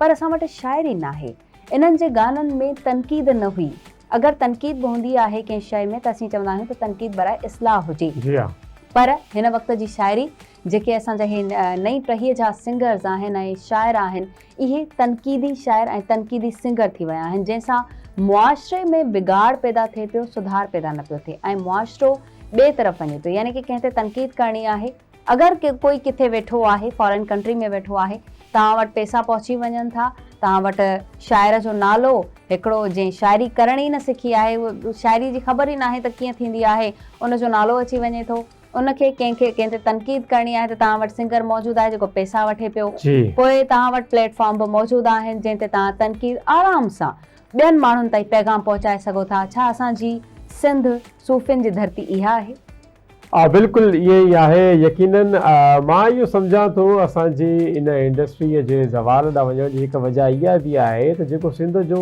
जवान आहे जेको नौजवान आहे उहो पंहिंजी ॿोली खां बि परे थी चुको आहे पंहिंजी सिंधी ॿोलीअ खां पंहिंजी सिंधी सकाफ़त खां परे वञण जे करे असांजी इहा इंडस्ट्री ज़वाल पज़ीर थी वई आहे छो जो तव्हां ॾिसो त असां जेकॾहिं ॿियनि ज़बाननि जी ॻाल्हि कयूं डिफरेंट लैंग्वेजिस जी ॻाल्हि कयूं त डिफरेंट लैंग्वेजिस में खोड़ सारा कलाम बि ॿुधण में अचनि था वरी उन कलाम जा अलॻि अलॻि शेड्स असांखे ॾिसण में अचनि था जेको क्लासिक म्यूज़िक पसंदि कंदो आहे उनखे क्लासिक म्यूज़िक ॾिनो थो वञे जेको अॼुकल्ह जे ज़माने में रैप पसंदि थो करे उनखे ॿी लैंग्वेजिस में सुठा सुठा रैप ॿुधण में अचनि था पिया ऐं को डिस्को टाइप म्यूज़िक पसंदि थो करे त उनखे डिस्को टाइप म्यूज़िक पसंदि था कया वञनि मुंहिंजे ख़्याल सां असां वटि हिकिड़ो इशू इहो आहे त सिंध में काफ़ी अरसे खां इन जे मथां कमु न थी सघियो त असांजो जेको शेड आहे जेको टेस्ट आहे उहो हिकिड़े ई तरीक़े जो रहियो यानी कि अगरि जेकॾहिं डिस्को सिलसिले वारा गाना अचनि था पिया त पोइ हर फ़नकार उन जी तरफ़ वञे थो पियो ऐं उन तरीक़े जा सुर साज़ कढी करे गाना ॿुधाए थो पियो जेकॾहिं क्लासिक वारी लहर हले थी पई त पोइ वरी कंटिन्यू हर फ़नकार क्लासिकल सॉन्ग्स ॻाइण जी कोशिशि न पर मुबशिर क्लासिकल शाइरी हमेशह एवरग्रीन आहे ऐं असीं उनखे ॿुधूं था माण्हू ॿुधनि था पसंदि कनि था पर जेकी इहा अॼुकल्ह जी वल्गर शाइरी वल्गर सॉन्ग्स अचनि पिया सॉरी टू से इन्हनि जी का ज़िंदगी न आहे इन खां पोइ ॿी वल्गैरिटी जेकी असांजे मुआशरे खे ख़राब करे थी गार गंद जेको असांजे मुआशरे में ग़लति इम्पैक्ट पैदा करे थो इन हवाले सां असांजा नौजवान सिर्फ़ु शाइरी नथा कराइनि बल्कि असांजा नौजवान इन हवाले सां ई बसि उन्हनि में ई इन्वॉल्व थी वञनि था त हा कुझु बि करिणो आहे असांखे पंहिंजो नालो रोशन करिणो आहे असीं स्क्रीन ते अचूं असीं पंहिंजे पाण खे मञरायूं त इहो ई हिकिड़ो राइट वे असांजे लाइ इन शॉर्टकट आहे त असीं पंहिंजे लाइ कुझु करे सघूं था जॾहिं त इहो ग़लति आहे बिल्कुलु ईअं ई आहे हींअर फ़ी ज़माने जे हिसाब सां जीअं दौरु अपडेट थींदो थो वञे जिदत ईंदी थी वञे असां वटि इलाही सारा नवां फ़नकार बि ईंदा था वञनि ऐं उहे बि कोशिशि कनि था त उहे हिकु दफ़ो दुबारा म्यूज़िक इंडस्ट्री खे रिवाइव कनि ऐं उहे कोशिशि करे रहिया आहिनि त म्यूज़िक जे अंदरि सिंधी म्यूज़िक जे अंदरि हर तरीक़े जो टेस्ट ॾिनो वञे। जीअं असां सिंधी रैप बि ॿुधण में आयो, बाबर मंगी इलाही तमामु सुठो क़दम आहे, इलाही ख़ूबसूरत फ़नकार जंहिं सिंधी रैप इंट्रोड्यूस करायो ऐं उन सां गॾु ॿिया असांजा अहिड़ा साथी नोमान अली जिन खे कोक स्टूडियो में मौक़ो मिलियो ॻाइण जो, इलाही ख़ूबसूरत तरीक़े सां उन्हनि कोक स्टूडियो जे अंदरि सिंधी म्यूज़िक खे इंट्रोड्यूस करायो। वरी लेजेंडरी अदाकार जिथे तव्हां एॾा सारा नाला खयां, मंज़ूर सखेराणी, शमन अली मीराणी साहब, मुमताज़ लाशारी साहब खे असां यकीन कीअं विसारे सघूं था। उन्हनि जा गाना त गुल अहिड़ी तरह हवा में पिया लुड़नि, को हा थो करे को ना थो करे, वॾो इन्हनि जो क़दीम सॉन्ग जेको इलाही ज़्यादा मशहूरु बि रहियो ऐं खोड़ सारे माण्हुनि खे पसंदि बि आयो ऐं उनजे मथां वॾा जेको आहे कॉमेडीज़ बि यानी कि थियो। मूंखे चङी तरह यादि आहे असांखे ज़माने में हिकिड़ो स्टेज शो ॾिसी रहिया हुआसीं, सिंधी हिकिड़ो असांजो कॉमेडियन हो, उन मुमताज़ लाशारी साहब सां ईअं मज़ाक़ कयो त साईं तव्हां गानो ॻायो भला गुल अहिड़ी तरह हवा में पिया लुड़नि, त हवा में जेको आहे गुल न लुड़ंदा त खंबा हिलंदा हुआ। त इहो उनजो हिकिड़ो मज़ाक़ हो जेको मुमताज़ लाशारी साहब खे बि पसंदि आयो ऐं अहिड़े तरीक़े सां ख़ैर इहा ॻाल्हि ईअं ई असां कईसीं। त इन तरीक़े सां असांजा लेजेंडरी अदाकार आहिनि। लेकिन हींअर हिकिड़ी वक़्त जी ज़रूरत आहे, असां जेकॾहिं माज़ी जे सिंधी म्यूज़िक जी ॻाल्हि कयूं त असां वटि सिंधी म्यूज़िक जा अहिड़ा फ़नकार हुया, अलन फ़क़ीर, जलाल चांडियो, आबिदा परवीन, हे उहे हुया जिन खे सिंधी म्यूज़िक तां एतिरी शोहरत मिली जो हो दुनिया जे कुंड कर्च ते पहुची करे हुननि परफॉर्मेंस कयो ऐं परफॉर्मेंस ॾिनी। अॼु जे ज़माने में असां वटि इहा हिकिड़ी कमी महसूस थिए थी। बिल्कुलु, ऐं मैडम रूना लैला खे बि न भुलंदासीं जंहिंजा सिंधी फिल्मनि में गाना फिल्माया विया, पिक्चराइज़ कया विया। रूना लैला जो आवाज़ अॼु ॾींहं ताईं ॿुधो पियो वञे। ईअं खोड़ सारा सिंगर्स आहिनि। असीं ॻाइण वेहंदासीं त असांजो प्रोग्राम पूरो ख़तमु थींदो। ख़ैर नाज़रीन, वठंदासीं हिते नंढिड़ो ब्रेक खां पोइ वापसि था अचूं ऐं इन ते वधीक डिस्कस कंदासीं।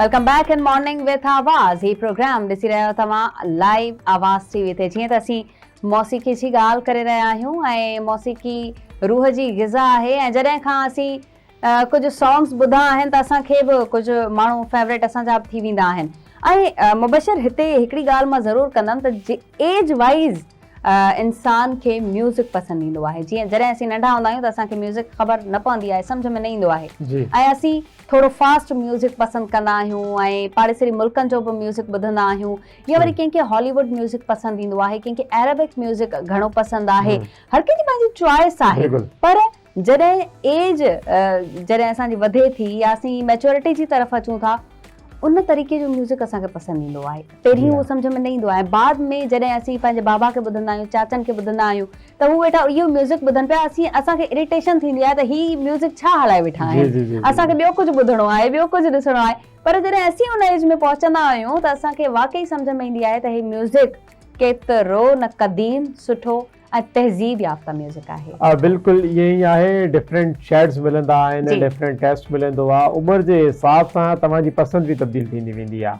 जॾहिं अव्हां नंढा हूंदा हो त अव्हांजी पसंदि उहा हूंदी आहे जेका तव्हांजा वालिदैन ज़ोरी तव्हांखे गानो ॿुधाईंदा आहिनि या उहो जेके पसंदि कंदा आहिनि। तव्हांजी ओॾीमहिल का बि पसंदि न हूंदी आहे। उन दौरान तव्हांखे को गानो सम्झ अची वियो त ठीकु आहे, वेल एंड गुड, न आयो त बसि तव्हां वालिदैन खे राज़ी करण लाइ गानो ॿुधंदा आहियो। लेकिन जॾहिं तव्हां टीनेजर्स में शामिलु थींदा आहियो त यकीनन टीनेजर्स वारी अहिड़ी उमिरि हूंदी आहे जिते अक्सर औकात असां दिलि लॻंदा बि आहिनि, दिलि टुटंदा बि आहिनि। पोइ माण्हू दिलि लॻण वारा बि गाना ॿुधंदो आहे, दिलि टुटण वारा गाना बि ॿुधंदो आहे ऐं उन हिसाब सां पंहिंजी लाइफ गुज़ारींदो आहे। ऐं उन खां पोइ वरी हिकिड़ी उमिरि अहिड़ी थींदी आहे जंहिंजे मथां तव्हांजो टेस्ट हिकिड़ो फिक्स थी वेंदो आहे त हाणे बसि मूंखे इन तरीक़े जा गाना पसंदि अचनि था, हाणे मूंखे इहे ई गाना ॿुधणा आहिनि। त इन शइ जी कमी जेको आहे असां वटि हमेशह सां रही। लेकिन हाणे असां ॾिसूं था पिया त वधंदड़ वक़्त जे हिसाब सां, तब्दील थींदड़ वक़्त जे हिसाब सां शयूं मटिजंदियूं पियूं ऐं सिंधी म्यूज़िक इंडस्ट्रीअ जे अंदरि बि डिफरेंट टेस्ट ॿुधण में अचनि पिया। हींअर रैप बि असां ॿुधूं पिया सिंधी में, असीं लोक गीत त ॿुधंदा ई हुआसीं, असीं जेको आहे वायु त ॿुधंदा ई हुआसीं, क्लासिक त ॿुधंदा ई हुआसीं। हाणे सेहरा बि जेको आहे बाक़ाइदा बहितर अंदाज़ में म्यूज़िक सां गॾु अचनि था पिया, त इन जे मथां यकीनन ॻाल्हि करण जी ज़रूरत आहे त हींअर हाल छा हली रहियो आहे, हिन जो मुस्तक़बिल छा आहे। मुबशिर, हूअं त असां वटि खोड़ सारा नाला आहिनि जेके खणंदासीं, त शायदि असां वटि वक़्तु एतिरो न आहे जो असीं नाला खणूं, पर मां तव्हां खां ज़रूरु पुछंदमि त तव्हांजी चॉइस कहिड़ी आहे, छा ॿुधणु पसंदि कंदा आहियो? बिल्कुलु, असां थोरो क्लासिकल म्यूज़िक वारो टच असांजो रहियो सभु आहे, ऐं असां जेको आहे क्लासिकल म्यूज़िक ई पसंदि कयोसीं। ऐं को ज़मानो हूंदो हो त जलाल चांडियो साहब, को ज़मानो मतलब मुबशिर एतिरो पुराणो आहे, माय गॉड, हाणे मूंखे ख़बर पइजी वई मुबशिर तमामु पुराणो आहे। मां पुराणो त न आहियां, यानी कि ज़मानो त हर फनकार जो ज़मानो ई हूंदो आहे। जलाल चांडियो साहब इलाही ज़्यादा सिंध में मशहूरु हूंदा हुया, त असां अक्सर ॻोठ में वेंदा हुआसीं त जॾहिं ट्रैक्टरनि में हुननि खे ॿुधंदा हुआसीं त असांखे ईअं लॻंदो यार छा हले थो पियो, ओॾी महिल असांखे हुननि जा गाना सम्झ न ईंदा हुया, असां नंढी उमिरि में हुयासीं। वरी जॾहिं वक़्त सां गॾु तब्दील थी, उमिरि तब्दील थी, त पोइ वरी असां सरमद सिंधी साहब खे ॿुधियो, ऐं यकीनन लेजेंडरी अदाकार असांजो सरमद सिंधी साहब, ऐं जेके अॼु बि यकीनन असांजी दिलनि में ज़िंदा आहिनि, उन्हनि जा गाना, चाहे उहो रेवोल्यूशनरी गाना हुजनि, चाहे उहे सिंधी क्लासिकल गाना हुजनि, अॼु बि उहे असांजे लाइ इलाही ज़्यादा। तव्हांजो फेवरेट सिंगर कहिड़ो आहे? तव्हां पाण खे बचाए नथा सघो। सिंधी फनकार, न इहे मां न पई चवां त सिंधी फनकार या उर्दू फनकार, छो त ॾिसो इंडस्ट्री तमामु वॾी ऐं वसी आहे, ऐं म्यूज़िक, मां चवंदी आहियां त म्यूज़िक, मोहबत, हवा या वरी जेके रोशनी, इन्हनि शयुनि जी का हद न आहे, त दिलि जी का हद न आहे, कंहिंसां बि माण्हू किथे बि लॻाए सघे थो। सो तव्हां कंहिंजो बि नालो खणी सघो था, कोई शक न आहे, पाबंदी यकीनन न आहे। ऐं असांजो अहिड़ो को मामिलो बि न आहे त को असांजो दोस्त नाराज़ थी वेंदो। त मां आबदा परवीन खे इलाही ज़्यादा शौक़ सां ॿुधंदो आहियां, ऐं हुन सां गॾु नुसरत फ़तेह अली ख़ान ऐं सरमद सिंधी साहब, इहे टे फनकार अहिड़ा आहिनि जिन खे मां इलाही ज़्यादा लाइक कंदो आहियां। तव्हां ॿुधायो सबा, तव्हांजो छा टेस्ट आहे? तव्हां भला म्यूज़िक खे कंहिं अंदाज़ से ॿुधंदा आहियो, ऐं तव्हांजो कहिड़ो फेवरेट फनकार आहे? फेवरेट त खोड़ सारा आहिनि, कंहिंजो कंहिंजो माण्हू नालो खणे। ख़ैर, जॾहिं दिलि कंदो आहे धमाल ॿुधण जो, त मैडम आबदा परवीन यादि ईंदियूं आहिनि, ऐं उन्हनि खे ॿुधंदा आहियूं। उनखां पोइ सरमद सिंधी मुंहिंजो फेवरेट आहे, मां उन्हनि खे हमेशह ॿुधंदी आहियां। ऐं नेणनि जा ककर बरसिया हूंदई, इहो गानो तमामु घणो मां ॿुधंदी आहियां। इन खां अलावा अगरि तव्हां ॻाल्हि कयो मैडम लता मंगेशकर खे, मां खोड़ सारो ॿुधंदी आहियां, ऐं उन्हनि जा गाना मां तव्हांखे मुबशिर इहा बि ॿुधायां त उन्हनि जा गाना असांजे पाकिस्तान में सिंधी फिल्म्स में बि अथव। अगरि तव्हां सर्च कंदा, इहा मां तव्हांखे मज़ेदार ॻाल्हि ॿुधायां पई, छो त मां रिसर्च कंदी आहियां खोड़ सारी, ऐं म्यूज़िक लवर आहियां, त मूंखे ख़बर हूंदी आहे त छा आहे। इन खां अलावा जगजीत सिंह जूं गज़ल्स मूंखे घणियूं पसंदि आहिनि, ऐं शमन अली मीराली साहब जन जो गानो ही असीं ज़िंदगी गुज़री वई। खोड़ सारो म्यूज़िक आहे, खोड़ सारा माण्हू आहिनि, कंहिंजो कंहिंजो नालो खणिजे। हा, बिल्कुलु ईअं ई आहे, हर इंसान जो डिफरेंट फनकार पसंदीदा हूंदो आहे, ऐं यकीनन असांजा जेको आहे डिफरेंट जेको आहे टेस्ट हूंदा आहिनि, असां उन्हनि खे ॿुधण जी कोशिशि बि कंदा आहियूं। असां सां गॾु लाइन ते मौजूदु आहे? न, फ़िलहाल असां सां कोई बि न आहे। अच्छा, मां तव्हांखे इहो बि ॿुधायां, मैडम नूर जहान, जंहिंखे कोयल चयो वेंदो आहे, ऐं मैडम लता मंगेशकर साहिबा उन्हनि खे चवंदियूं हुयूं त नूर जहान तव्हांजी आवाज़ में असांजो भगवान ॻाए थो, यानी कि एतिरी एप्रिसिएशन ईंदियूं हुयूं, उन्हनि खे पसंदि हुयूं मैडम नूर जहान। ऐं मैडम नूर जहान जो जॾहिं गज़ल ॿुधो त तव्हांखे कंहिं ॿिए शइ जी ज़रूरत न पवंदी। जॾहिं हुननि जी उहा गज़ल हिकिड़ी मुंहिंजी बि फेवरेट आहे, मां तव्हांखे सजेस्ट कंदमि त ज़रूरु ॿुधंजो तव्हां बि, जो न मिल सके वही बेवफा, ये बड़ी अजीब सी बात है।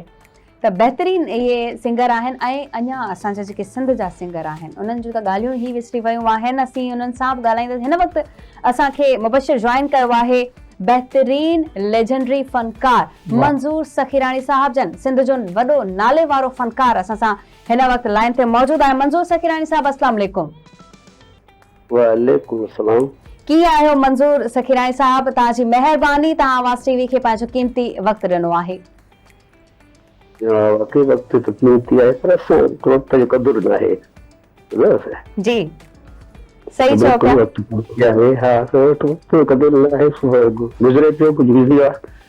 गुज़रे पियो कुझु गुज़रियो आहे ऐं वक़्तु जॾहिं म्यूज़िक जो वक़्तु हुजे त पोइ उन हवाले सां मां ज़रूरु ॻाल्हाइणु चाहींदमि, तव्हां खां पुछणु चाहींदमि त गुज़िरियल जेको असांजो दौरु रहियो आहे उन जी शाइरी, उहो म्यूज़िक, उहे सिंगर्स ऐं अॼोकी शाइरी म्यूज़िक सिंगर्स जे हवाले सां तव्हां छा चवंदा, कहिड़ा वीचार आहिनि? जेको आहे इहा सिंगिंग थोरो लेवल ॾे, सिंगिंग जी साइड ॾे तवजो घटि आहे नौजवाननि जो सोचो। ऐं जेके नवां नवां अचनि था ऐं जेको म्यूज़िक आहे उहा बि हले थी पंहिंजी रफ़्तार सां दुनिया सां हलिणो आहे त कंहिंखे जेको आहे सो वक़्तु जी ॻाल्हि कयूं त उनजे लाइ ज़रूरी आहे त पाण कॉन्फिडेंस ऐं परफेक्ट हुअणु ज़रूरी आहे। सही। ऐं शाइर बि ईअं आहिनि, शाइर बि जेको आहे पंहिंजो जेको आहे सो असली जंहिंखे आहे दात धणी ॾिनी या उन्हनि खे शौक़ु आहे शाइरी जो उहे बि साइड ते लॻे थो जोशी हुजनि, लॻे थो त रेडियो टीवी जो वॾो हथो थिए दौर में।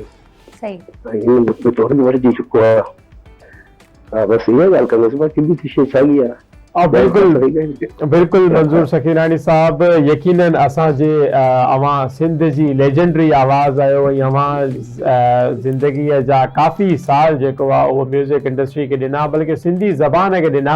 ऐं हिन में को शक न आहे त अवां जे गीतनि सां, अवां जे रागनि सां सिंधी ज़बान जेका आहे उहो दुनियाई लेवल ते जेको आहे उहो इंट्रोड्यूस थी।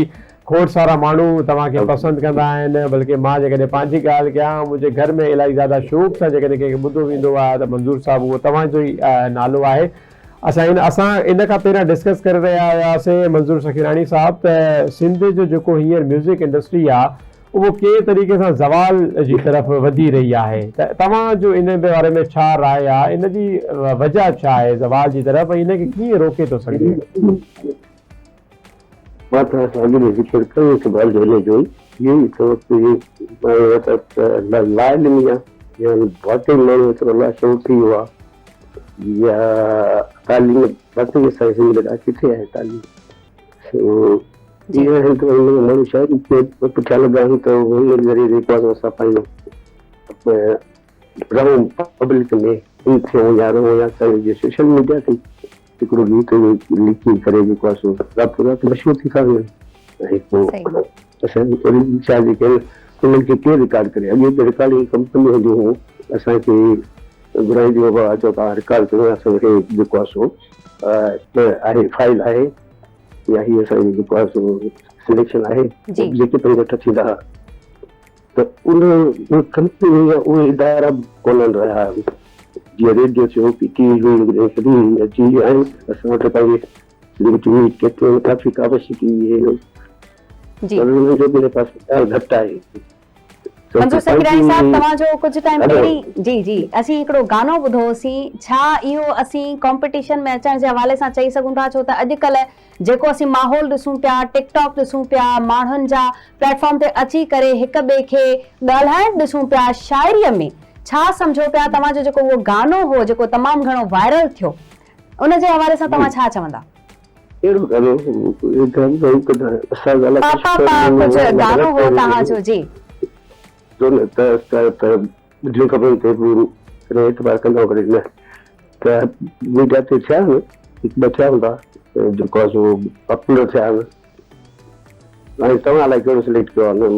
जी मां तव्हांजो गानो इहो जेको उन्हनि ते रील्स बि काफ़ी हलियूं, पापा तव्हांजो गानो हो, कुझु म्यूज़िक ऐं तव्हां जा उन में मौक़िफ़ ॿुधण में आयो त तव्हां बि अहिड़ी शाइरी इन लाइ सिलेक्ट कई त अॼुकल्ह जा जेके नौजवान आहिनि उहे ॿुधणु चाहिनि था।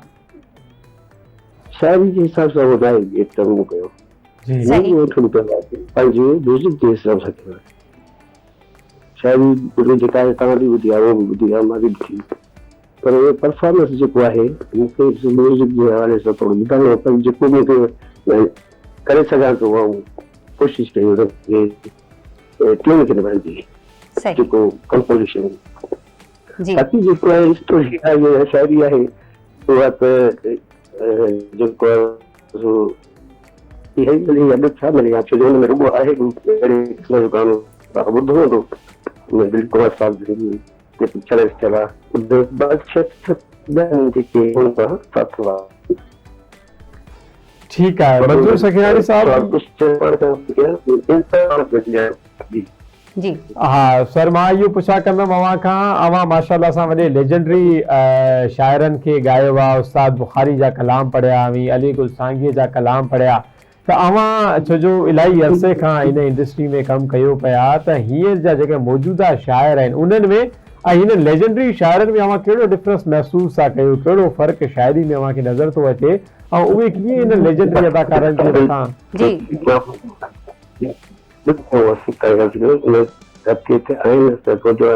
शायर भी लिखनि पिया पर उहे बि मायूस लॻा वेठा आहिनि छो जो मीडिया खे वेठी आहे बिकॉज़ उहे हल्कनि फुल्कनि खे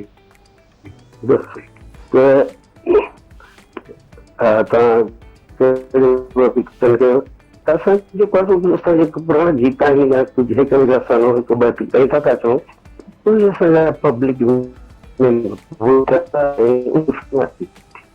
जी कुछ गीत है उन्होंने ना कोई तुम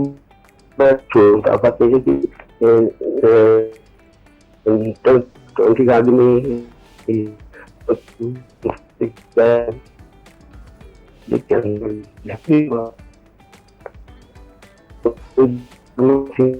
तकलीफ बनी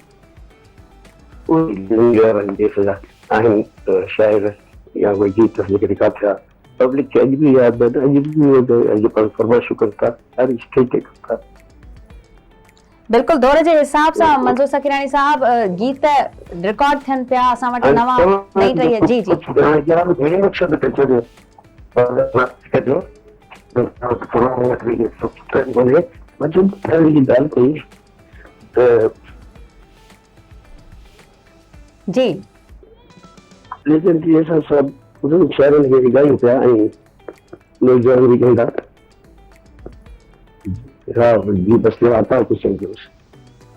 मंजूर सखीरानी साहब, पहिरीं बि गीत रिकॉर्ड थींदा, हिन वक़्तु बि थियनि पिया, पर तरीक़ो चेंज थी वियो आहे। हिन वक़्तु जीअं हिकिड़े ॾींहं में पूरो एल्बम रिलीज़ थी वञे थो विथ मिक्सिंग, ऐं जेकी तव्हां महिनत कई उन महिनत खे तव्हां कीअं डिस्क्राइब कंदा?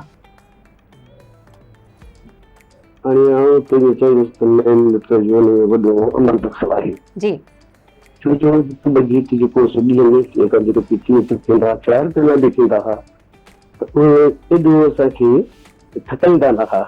सही थोरे जो हुनजो 2-3 ॾींहं खां रिहर्सल बि थींदी हुई ऐं सभु ॻाल्हाए चवंदा हूंदा सन जी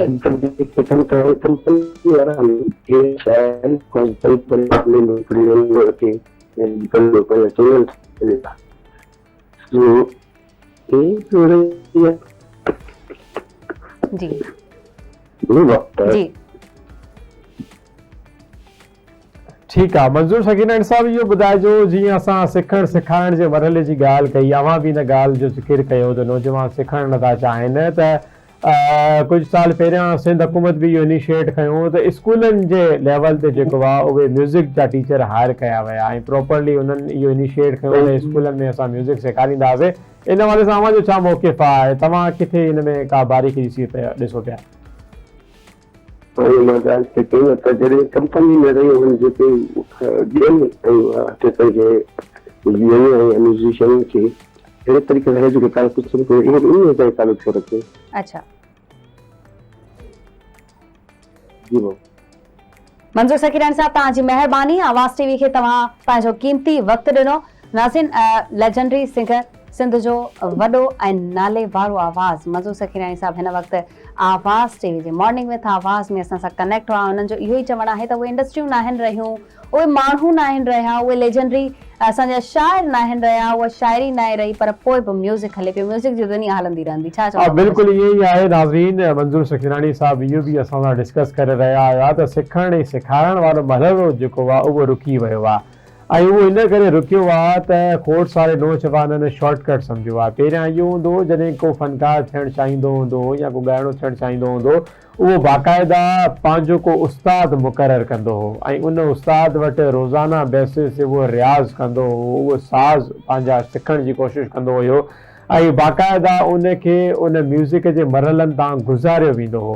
लेकिन हाणे असीं ॾिसूं पिया जेकॾहिं कंहिं जी बि आवाज़ प्यारी आहे ख़ूबसूरत आहे उहो सुठे तरीक़े सां ॻाए थो त उहो पंहिंजो को उस्ताद मुक़ररु नथो करे बसि उहो सुठी आवाज़ जो बेनिफिट खणी करे टिकटॉक ते इंस्टाग्राम ते फेसबुक ते पंहिंजी वीडियो चाढ़े करे अपलोड करे थो छॾे ऐं पोइ जेके ॿुधण वारा आहिनि उहे माण्हू बि इहा सुठी ॻाल्हि आहे हुनखे एप्रिशिएट कंदा आहिनि लेकिन ॾिसो वक़्त जी ज़रूरत आहे जेकॾहिं तव्हां सुठा रागीदार थियण था चाहियो तव्हां सुठा फ़नकार थियण था चाहियो त तव्हां हर शइ खे सिखण जे लाइ कंहिं उस्ताद जी ज़रूरत हूंदी आहे जॾहिं तव्हां को कमु बग़ैर कंहिं उस्ताद जे कंदो त यादि रखिजो उहो कमु लॉन्ग टर्म न हूंदो आहे उहो कमु ढिघे अरसे ताईं न हलंदो आहे तव्हांजो हिकिड़ो गानो हली वेंदो 2 गाना 4 गाना तव्हांजा पॉपुलर थी वेंदा वायरल थी वेंदा हुनजे मथां रील्स टिकटॉक्स वग़ैरह बि ठही वेंदा लेकिन व्हाट्स नेक्स्ट आफ्टर 4 सॉन्ग्स खां पोइ तव्हांजो फ्यूचर छा हूंदो इन तरीक़े सां असां वटि अहिड़ा फोर्स वारा नाला आहिनि जेके रहिया ऐं उन्हनि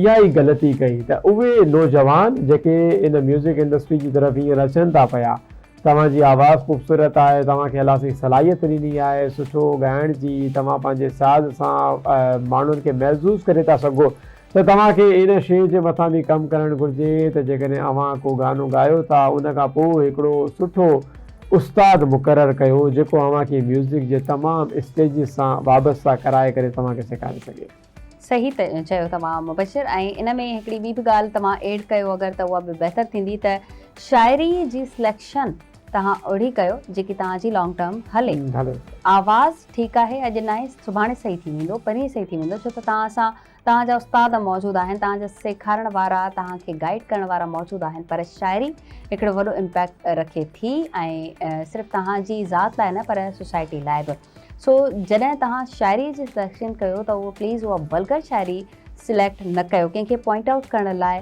उन शाइरी जी सिलेक्शन न कयो छो त इन सां मुआशरे में बिगाड़ पैदा थींदो छो त सिंधी तहज़ीब सिंधी सकाफ़त कल्चर रिच आहे ऐं असांजी इहा तहज़ीब असांजो इहो कल्चर असांखे सिंध पंहिंजी इहो नथी सेखारे त तव्हां कंहिंसां बदतमीज़ी कयो कंहिं शाइरीअ में कयो कंहिंखे पॉइंट आउट कयो बल्कि सिंध महिमान नवाज़ तहज़ीब पसंदि सिंध आहे असीं महिमान नवाज़ त आहियूं पर असीं इज़त ऐं मान वारा बि आहियूं इहो न भुलिजे बिल्कुलु ईअं ई आहे सबा उहो मां तव्हां सां डिस्कस करणु चाहींदुमि कल्ह बि असां प्रोग्राम शूट कयूं पिया त बिहाइंड द कैमरा मां तव्हांखे गुनगुनाईंदे ॿुधो मूंखे महसूसु थियो त तव्हांजी आवाज़ माशाल्लाह इलाही प्यारी आहे त कॾहिं तव्हां इहो न सोचियो त को तव्हां बि पंहिंजो एल्बम तयारु कराए वठो हिकु न मां कॾहिं बि न सोचियो ऐं न ईअं थी सघे थो छो त मुंहिंजी आवाज़ बसि मुंहिंजे ताईं ई महदूद आहे ऐं सही आहे कॾहिं कॾहिं माण्हू गुनगुनाए वठंदो आहे ऐं असां जहिड़नि माण्हुनि खे चवंदा आहिनि बाथरूम सिंगर्स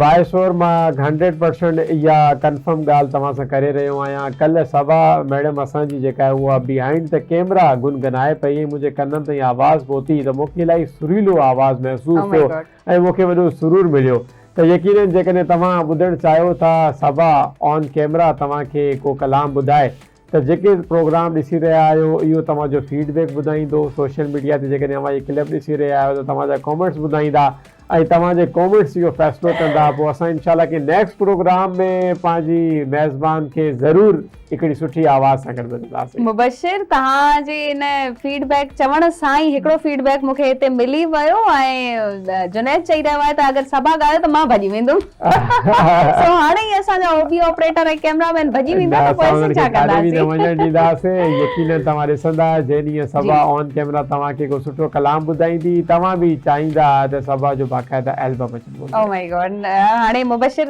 घणो ॻाल्हाए रहियो आहे सो अञा वधीक घणो ॻाल्हाए इन खां सुठो आहे त असीं तव्हां सां मोकलाणी कयूं तव्हां खां ख़ुदाफ़िज़ कयूं ऐं असीं पंहिंजे घर वञूं सो बिल्कुलु ठीकु आहे टाइम असांजो यकीनन पूरो थियो आहे रोज़ाना असां तव्हां सां मुख़्तलिफ़ मौज़ूअनि ते मथां ॻाल्हि ॿोल कंदा आहियूं दिलि असांजी न चवंदी आहे त असां तव्हांजी स्क्रीन छॾे करे वञूं लेकिन वक़्तु आहे तक़ाज़ो आहे हर कंहिंखे अचिणो वञिणो आहे नाज़रीन तव्हां असां सां गॾु कनेक्ट रहियो तव्हां ॾिसी रहिया आहियो 9 खां 11 दिस मॉर्निंग विथ आवाज़ सुभाणे हिकु दफ़ो ॿीहर नवनि उनवाननि सां गॾु नवनि सोशल इशूज़ सां गॾु असां हाज़िर थींदासीं तेसिताईं अल्लाह हाफ़िज़।